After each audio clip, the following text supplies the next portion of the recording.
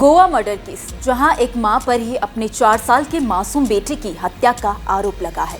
ये case in दिनों चर्चाओं में बना हुआ है। पुलिस इस केस की गुत्थी सुलझाने में जुटी हुई है। हर कोई ये जानने की कोशिश कर रहा है कि आखिर ऐसी भी क्या वजह रही जो एक मां ने ही अपने उस बच्चे को मौत के घाट उतार दिया, जिसे उसने 9 महीने तक अपनी कोख में रखा। लेकिन अब इस राज से पर्दा उठता दिख रहा है। मीडिया रिपोर्ट्स के मुताबिक पुलिस पूछताछ में सूचना सेठ ने ऐसी बातों का खुलासा किया है जिसे सुनकर पुलिस भी हैरान हो गई है।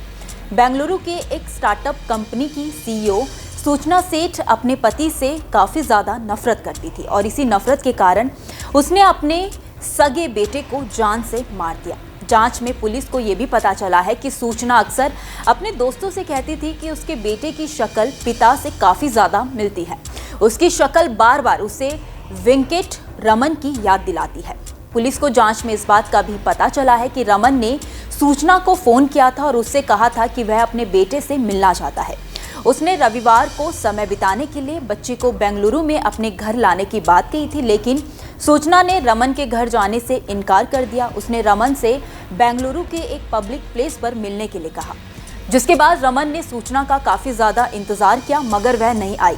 रमन ने उसे कॉल, मैसेज और ईमेल करने की कोशिश की, लेकिन कोई जवाब नहीं मिला। सूचना बच्चे को लेकर गोवा चली गई। इसके बाद रमन काम के सिलसिले में इंडोनेशिया चला गया।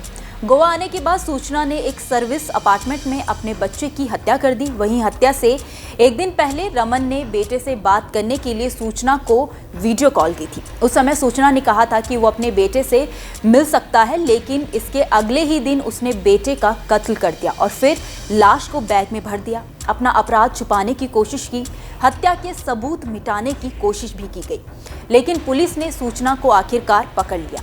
आपको ये भी बता दें कि सूचना सेठ की रमन से साल 2010 में शादी हुई थी।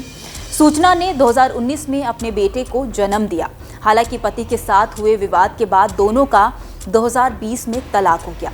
उस समय अदालत ने फैसला सुनाया कि बच्चे का पिता उससे हर रविवार को मुलाकात कर सकता है, लेकिन सूचना को बेटे का पति से मिलना पसंद नहीं था, जिसके चलते उसने इतना बड़ा कदम उठा लिया। खैर, देखना होगा कि इस केस में आगे क्या होता है। इस केस से जुड़े तमाम अपडेट्स हम आप तक पहुंचाते रहेंगे। आप देखते रहिए न्यूज़ नेशन का डिजिटल प्लेटफॉर्म।